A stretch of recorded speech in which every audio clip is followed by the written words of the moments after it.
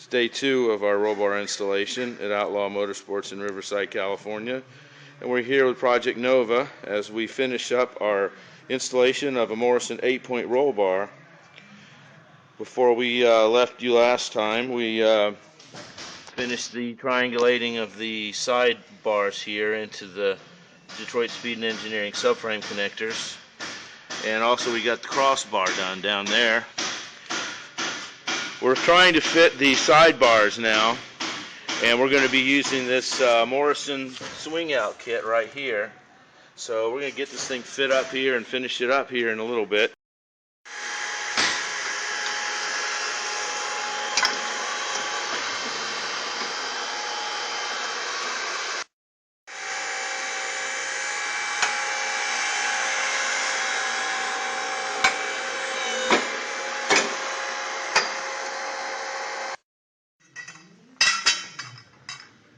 We want these to match up pretty good.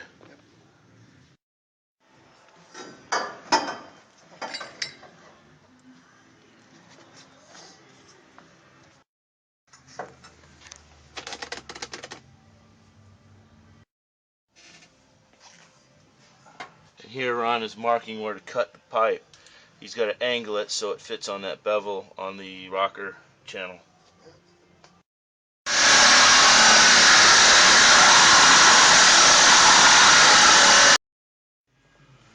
I'm going to measure this for the bend in the bar.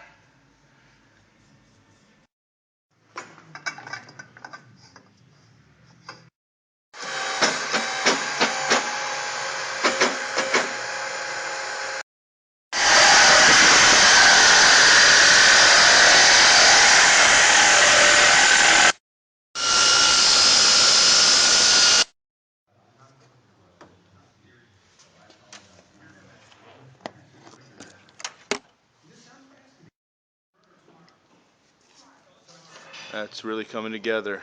Sidebar needs to be bent just right to go around the armrest, and it also needs to pass, according to NHRA regulations, somewhere between the elbow and the shoulder.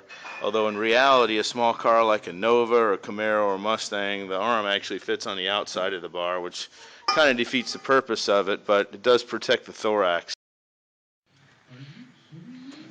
Ron uses the JMR tubing notcher. He's had a lot of these in the past, and he says this is the only one that, after a couple of years, hasn't bitten the dust. Apparently, the bearings go bad at him quite a bit.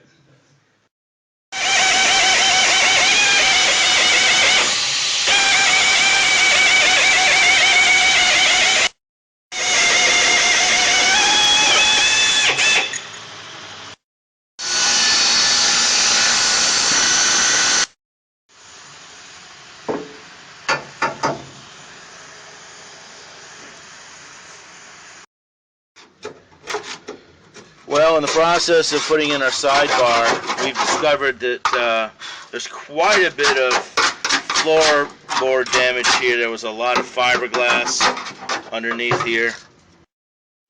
We found some of this stuff in there. Not very good, but it's going to have to be dealt with. So maybe a patch panel or a new floor panel there. But what's the prognosis there, Ron? Yeah, definitely a patch panel. Thanks, previous owner. We appreciate that as well as all the other surprises.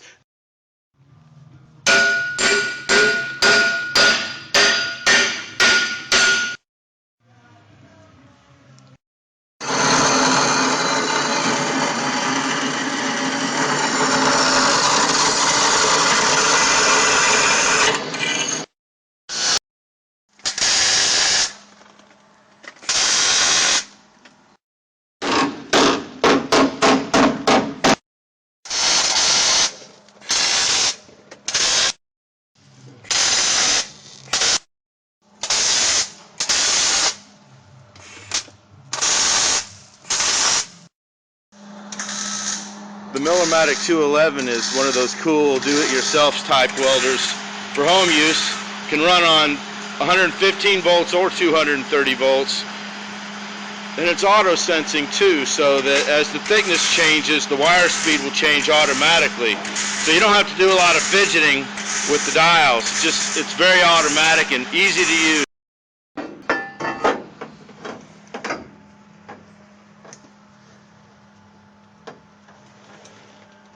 Up there.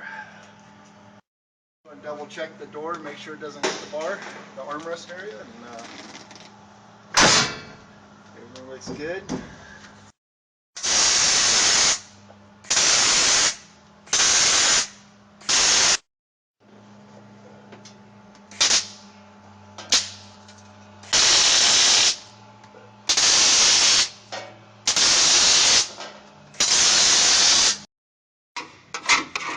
Right now Ron's poking around with a screwdriver in the passenger side footwell. We're trying to find out if there's any rust or fiberglass or bad patches, because earlier when we were doing the driver's side we discovered a whole lot of rust in the footwell. Looks like we're going to need a new patch panel. But right now it looks like we dodged a bullet. Doesn't appear to be any patch panels or rust or anything. So it looks like we're in good shape. What we're doing right here is making a little tab for our Corbeau 3-point harnesses. These harnesses actually wrap around the bar and onto the seat like that. So we got a little tab there we're going to run the bolt through.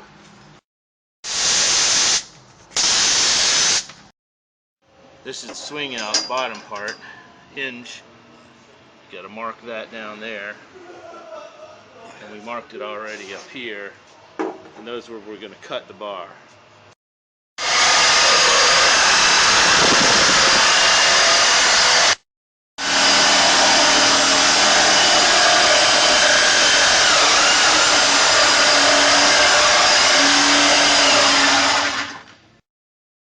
And it seems weird, but we put that bar in, welded up perfectly, and we just sawed it out, and you'll see.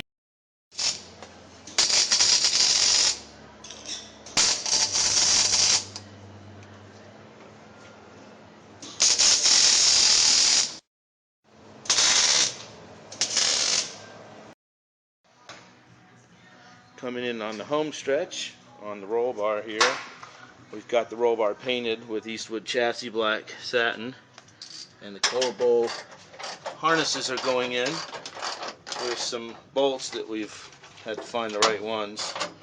The harness will actually go above the bar right here and then attach right there. Well, we're finally finished with our 8-point roll bar. And boy, it looks fantastic. Thanks to Outlaw Motorsports, Art Morrison Enterprises, Corbeau, and the good folks from Miller Electric. This thing is looking good. It's going to be nice and stiff. It's going to be nice and safe for us.